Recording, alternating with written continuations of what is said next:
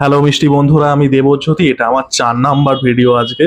তো আজকে আমরা করব কিল বিল সোসাইটি ট্রেলার ড্রপ করেছে, সেই ট্রেলারটা রিভিউ শুরু করার আগে সুখী গৃহকোণ শোভে গ্রামাফোন, আমার ব্রোকেন গ্রামাফোন আর কি অ্যানাউন্সমেন্ট। সেটা হচ্ছে আমি একটা ক্রিকেটের চ্যানেল খুলেছি, ক্রিকেট উইথ দেবজ্যোতি নাম। আমি কমেন্ট বক্সে লিঙ্ক দিয়ে দেবো, যেখানে আমি কারেন্ট ম্যাচ যেগুলো আইপিএল এ চলছে এবং তারপরে আইপিএল পরবর্তীও যেসব ফিক্সচারগুলো আছে সেগুলো কভার করবো, এবং তার সাথে সাথে আমার ক্রিকেট সেন্ট্রিক যেসব নস্টালজিয়া আছে, আমি আজকে 21-22 বছর ক্রিকেট দেখছি, সেটাও আর কি শেয়ার করব আপনাদের সাথে। আপনারা যারা ক্রিকেট প্রেমী আছেন, যারা স্পোর্টস ভালোবাসেন, অবশ্যই করে কিন্তু আমি কমেন্ট সেকশনে পিন করে দেবো। চ্যানেলটা সাবস্ক্রাইব করবেন। Let's get back to the video. তো আমার অনেস্টলি কিল বিল সোসাইটি ট্রেলারটা আমার কিন্তু ভালো লেগেছে, বাট ট্রেলারটা একটা স্টেজের পরে গিয়ে একটু প্রেডিক্টেবিলিটিতেও ভোগে, যেটা সম্ভবত সিনেমারও সমস্যা হতে পারে। বাট যাই হোক, সেটা আমি পরে আসছি। আমরা এখানে দেখতে পাচ্ছি কৌশানী ব্যানার্জি একজন এমন ব্যক্তিত্ব, তার সাথে তার বয়ফ্রেন্ডের ব্রেকআপ হয়েছে এবং তার বয়ফ্রেন্ড কি হচ্ছে ভিন্ডিকটিভ হয়ে তার প্রাইভেট ভিডিও লিক করে দিচ্ছে। এবার এই সময় আমরা কি দেখতে পাই যে অ্যাকচুয়ালিতে সোসাইটি ভিকটিমদেরই ব্লেম করে। এই যে ব্যাকল্যাশটা আসে বা এই যে স্টিগমাটাইজেশনটা আসে, সেটা কোথাও গিয়ে ভিকটিমদের সিম্পাথাইজ করার বদলে তাদেরকে আরো বেশি ভেঙে দেয়। আমরা দেখতে পাচ্ছি যে তার মা তাকে বলছে যে তুই ল্যাম্পপোস্টের তলায় দাঁড়ালে বেশি রোজগার করতিস, যেটা আননেসেসারি মমতা শঙ্করকে একটা খোঁচা ছিল, ইয়ার্কি মেরে বললাম ভাই। তো সেটা আমরা দেখতে পাচ্ছি, এবং কৌশানী ব্যানার্জি মানে she is like thinking of suicide because of the stigma and because of the backlash.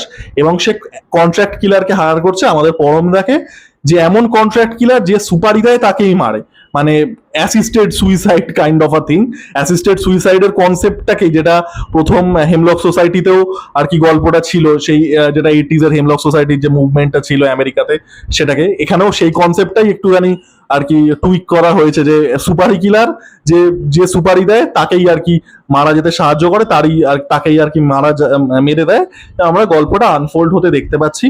প্রথমত আমি টিজার রিভিউর সময় একটা ভুল করেছিলাম, সেটা হচ্ছে আমি ভেবেছিলাম এটা কোনো স্পিরিচুয়াল সিকুয়াল হবে, যেটা ফার্স্ট এরটার সাথে কোনো রকম কানেকশন থাকবে না।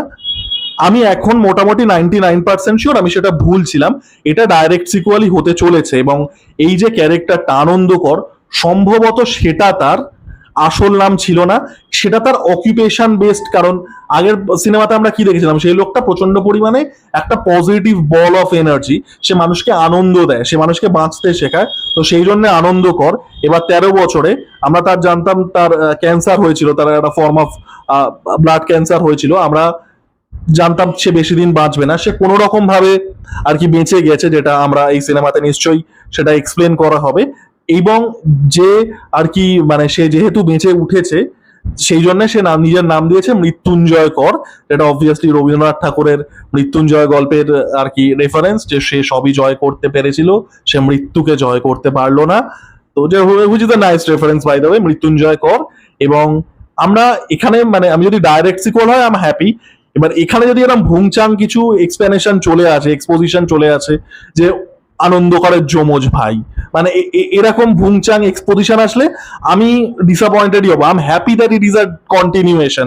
যে পুরোনো সিনেমার যদি কিছু কল ব্যাকস থাকে, আমি রিসেন্টলি পুরোনো সিনেমাটা একবার দেখলাম ও রিভিউও করেছিলাম, চেক আউট করতে পারেন। তো I am happy that it's a direct sequel. এবার ভুংচাং কিছু এক্সপোজিশন আসলে সমস্যা। তো ওভারঅল ট্রেলারটা ভালো। এবার ট্রেলারটার সমস্যাটা হচ্ছে যে ট্রেলারটা না একটা স্টেজের পরে গিয়ে প্রেডিক্টেবিলিটিতে ভোগে। এই যে অ্যাসিস্টেড সুইসাইডের কনসেপ্টটা, যেটা আমি ফার্স্ট সিনেমাতেও আমরা দেখেছিলাম, আমরা কি দেখতে পাচ্ছি, একটা মানুষ কি করছে, বিষে বিষক্ষয়। এই যে আনন্দকর যেটা করে বা মৃত্যুঞ্জয় করও যেটা করতে চলেছে, সেটাকে বলে বিষে বিষক্ষয়। আপনি কোনো মানুষের ওয়ার্স্ট ফিয়ার যেটা, আপনি তাকে সেটার সামনেই সম্মুখীন করিয়ে দিন, সেই মানুষটা বাঁচতে শিখে যাবে। কোনো মানুষ সুইসাইড করতে চাইছে, আপনি তাকে সুইসাইডের সামনে এসে দাঁড় করিয়ে দিন, তাহলে কি হবে, মানুষ সেটা অ্যাপ্রিসিয়েট করবে। দ্য ব্যাটম্যান ফর্মুলা, তাই তো? ওই ফিয়ার অফ ব্যাটস, ব্যাট কেভের মধ্যে যাও, দ্যাটস দ্য থিং। এবার ব্যাপারটা হচ্ছে এই ফর্মুলাটা আমরা হেমলক সোসাইটিতে দেখে নিয়েছি 13 বছর আগে। এখন এই ফর্মুলাটা যদি আবার রেপ্লিকেট করে, যে একজন সুপারি কিলার, যেটা সম্ভব, যেটা মোস্ট প্রবাবলি আনন্দ করে, যে ওই ক্যারেক্টারটাই, যেহেতু সে ক্যান্সার সার্ভাইভ করেছে, that's why he has renamed himself Mrityunjay Kar. সে আর কি লোককে সুপারি নিয়ে মারতে চায়, বাট কোথাও গিয়ে আমরা দেখতে পাই সে মানুষটাকে ওই যে আবারও নিজের ওয়ার্স্ট ফিয়ারের সামনে করে দেওয়া, যে তুমি আর কি মারা যেতে চাইছো, তোমাকে আমি মৃত্যুটাকে একদম কাছ থেকে দেখালাম যাতে তুমি তোমার জীবনকে আবার ভালোবাসতে শেখো। এবং আমরা সেই জিনিসটা দেখতেও পেলাম লাস্টে গিয়ে আর কি পরমব্রত এবং কৌশানের মধ্যে একটা প্রেমের সম্পর্ক তৈরি হয়ে যাচ্ছে। এখানে কিছুটা সাবভার্ট করা হয়েছে, ওখানে আমরা দেখতে পেয়েছিলাম কোয়েল মল্লিক প্রেমে পড়েছে, এখানে পরমব্রত প্রেমে পড়েছে, দেয়ার সাবভার্সন দেয়ার। তো এই জিনিসটা কোথাও গিয়ে প্রেডিক্টেবল, কারণ আমরা এক্স্যাক্টলি এই গল্পটা আগে দেখে নিয়েছি। বাট তা সত্ত্বেও আমি বলবো ট্রেলারটা ভালো, এই প্রেডিক্টেবিলিটিটা সত্ত্বেও। একদমই প্রথম সিনেমার গল্প, আনলেস যদি মানে কিছু টুইস্ট বা এই জাতীয় কিছু না থাকে, যেটা আমার মনে হয় না থাকবে। কারণ তা বাদ দিয়ে এই ট্রেলারটা কিন্তু ভালো হয়েছে, কারণ এটা কিন্তু খুব ইম্পর্টেন্ট একটা সামাজিক বিষয় সেটাকে অ্যাড্রেস করে। এই যে এখনকার দিনে একটা অত্যন্ত নোংরা কালচার হয়েছে, যেটা আপনারা যদি মানে ইউটিউব মানে ফেসবুক খোলেন, টেলিগ্রাম খোলেন, দেখতে পাবেন সেটা হচ্ছে লিঙ্ক ভাইরাল হওয়া, যে কেউ কারোর সাথে আর কি সামওয়ান গট ইন্টিমেট এবং তাদের ভিডিও পোস্ট করে দেওয়া হচ্ছে। এবার সেটা বয়ফ্রেন্ড ভিন্ডিকটিভ হয়ে হতে পারে, কেউ সিক্রেটলি লিক করে দিতে পারে, কি কেন হতে পারে আমি জানি না, বাট এই নোংরা কালচারটা হচ্ছে। এবং এতে কি হয়, এতে যে ভিকটিম তারা প্রচন্ড পরিমাণে স্টিগমাটাইজ হয়। এটা ডিপলি আনফর্চুনেট। প্রচুর মানুষ এর জন্য তাদের লাইফ বরবাদ হয়ে গেছে, তারা সুইসাইড করতে বাধ্য হয়েছে, বিকজ আবারও যেটা আমি শুরুতেই বললাম যে এই জাতীয় ক্ষেত্রে সোসাইটি ভিকটিমদেরকে ব্লেম করে, যেটা আমরা এখানে দেখতেও পাচ্ছিলাম। কাইন্ড অফ ওই জিনিসটাকে অ্যাড্রেস করা হয়েছে। তো প্রথম হেমলক সোসাইটি যে সিনেমাটা যেটা করেছিল, যে একটা খুব গুরুতর সামাজিক বিষয়কে হ্যান্ডেল করেছিল, এবং সেই গুরুতর সামাজিক বিষয়টাকে একটা ডার্ক কমেডির মধ্যে হ্যান্ডেল করে সেটার মধ্যে একটা মানবিক অ্যাঙ্গেল কোথাও গিয়ে টেনে এনেছিল, জীবন বেঁচে থাকার এবং সুইসাইড যে অপশন নয় এগুলোর। তো আশা করছি এই যে ইম্পর্টেন্ট আবারও একটা বিষয়, এই যে কোথাও গিয়ে ভিন্ডিকটিভ লাভারের আমরা যে জিনিসটা দেখতে পাই, এবং এই যে নোংরা কালচারটা হয়েছে, ভিডিও ভাইরাল হয়ে যাওয়ার, এমএমএস ভাইরাল হয়ে যাওয়ার, দ্য ডিসগাস্টিং কালচার, সেটা মানুষের জীবনকে কিভাবে ক্ষতিগ্রস্ত করে সেটা নিয়েও একটা ডার্ক কমেডি হবে। But there will be a human angle to it, একটা মানবিক অ্যাঙ্গেল থাকবে। তো আমি ওভারঅল আমার ট্রেলারটা দেখে ভালো লেগেছে। বাট হ্যাঁ, ট্রেলারটা প্রেডিক্টেবিলিটিতে কিন্তু ভোগে। আপনাদের ট্রেলারটা কেমন লাগলো জানাবেন। আপনাদের কি থিওরি, আপনারা কি এক্সপেক্ট করছেন যে গল্পটা খুব স্ট্রেট ফরওয়ার্ড যাবে প্রথম সিনেমার মতো, নাকি কোনো টুইস্ট থাকতে চলেছে, এটা কি ডাইরেক্ট সিকুয়াল নাকি স্পিরিচুয়াল সিকুয়াল, আপনারা সব কমেন্ট সেকশনে জানাবেন। লাইক, কমেন্ট এবং সাবস্ক্রাইব করে আমার পাশে থাকুন। টাটা। অন্তরে অতৃপ্তি রবে, শেষ হয়েও হইল না শেষ। আমি হচ্ছি বাংলা মুভি রিভিউ কমিউনিটির সেই ফিনিক্স, যে মরে যাওয়ার পরেও আবার ফিরে আসি, which is also the title of my sex tape.